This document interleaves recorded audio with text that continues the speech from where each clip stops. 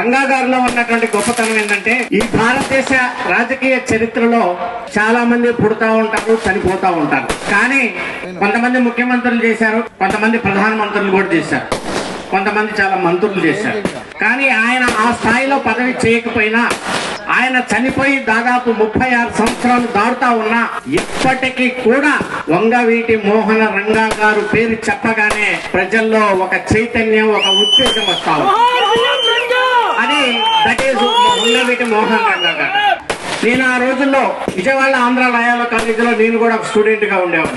ఆయన గురించి చెప్తానే ఉంటే, ఆయన ధైర్యాన్ని గురించి చెప్తా ఉంటుంటే మాకు కూడా ఆయన పోయి చూడాలనేటువంటి ఆలోచన ఆ రోజుల్లో ఉంటా ఉంది. ఆ రోజు బెజవాడలో మీ అందరికి తెలుసు రాజకీయాలు గాని వర్గ పోరాటాలు గాని ఏ రకంగా ఉండేవి. సో ఆ రోజుల్లో ఆయన ఒక సామాన్య కుటుంబంలో నుంచి స్వశక్తిగా ఒక కార్పొరేటర్ అయ్యి ఇండిపెండెంట్ గా, తర్వాత కాంగ్రెస్ పార్టీ పిలిచి ఆయనకి సీట్ ఇస్తే ఒక ఎమ్మెల్యేగా ఎన్నికయ్యి మరి పేద ప్రజానికం కోసం ఎక్కడైతే అన్యాయం జరిగిందో అక్కడ వాలేటువంటి వ్యక్తి వంగవీటి మోహన్ రంగా గారు. మరి ఈరోజు మరి ఆయన గాని ఆయన చరిత్ర గాని చూసుకుంటే 1989లో జరిగినటువంటి ఎన్నికల్లో ఆయన ప్రభావం రాష్ట్ర వ్యాప్తంగా కూడా మరి ఆ రోజు ప్రభావితం చేసింది. అటువంటి మహానుభావుడు. మరి రాజకీయ నాయకుడికి ఉండాల్సినటువంటి లక్షణాలు దమ్ము, ధైర్యం, నీతి, నిజాయితీ. ఆ 4 పుష్కలంగా ఉన్నటువంటి వ్యక్తి వంగవీటి మోహన రంగా గారు అని చెప్పేసి మనందరికీ తెలుసు.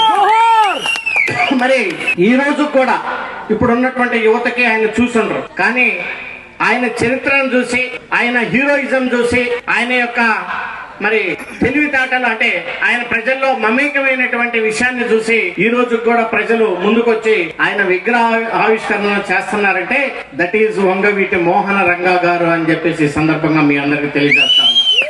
ఆయన చనిపోయిన బట్ ఆయన ఆశయ సాధన కోసం ఇప్పటికి కూడా అన్ని చోట్ల కూడా మరి రంగా గారి యొక్క మిత్రమండలి పనిచేస్తుంది, రాధా రంగా గారి యొక్క మిత్రమండలి పనిచేస్తా ఉన్నాయి. మరి ఆయన ఆశయ సాధన కోసం మనందరం పనిచేయాలి. తప్పకుండా పేద ప్రజల్ని ఆయన ఏ రకంగా అయితే ఎన్నుకుండి కాపాడాడో మరి ఆ ఆశయ సాధన కోసం కూడా మనందరం పనిచేయాలని చెప్పేసి కూడా ఈ సందర్భంగా మీ అందరికి మనవి చేసుకుంటూ, మరి కొన్ని చోట్ల నన్ను ఎంపీ ఫండ్స్ లేదా సిఎస్ఆర్ ఫండ్స్ కమ్యూనిటీ హాల్స్ కి డబ్బులు అడిగినప్పుడు నేను ఇప్పటికే 2 ప్లేసుల్లో వంగవీటి మోహన రంగా కళ్యాణ మండపం అని చెప్పేసి పెట్టమని చెప్పేసి నేను చెప్పడం జరిగింది.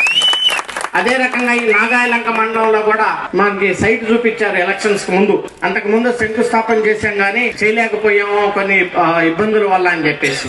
మరి అలాంటి ప్లేసుల్లో కూడా ఎక్కడైనా తప్పకుండా దానికి కూడా ఒక సిఎస్ఆర్ ఫండ్స్ తీసుకొచ్చి ఒక కళ్యాణ మండపం కడదాం. ఈ ప్రాంతంలో కూడా ఒక మంచి కళ్యాణ మండపానికి కూడా సిఎస్ఆర్ ఫండ్స్ తీసుకొద్దాం, వంగవీటి మోహన రంగా గారి యొక్క పేరు పెడదాం అని కూడా ఈ సందర్భంగా మీకు మనవి చేస్తా ఉన్నాం.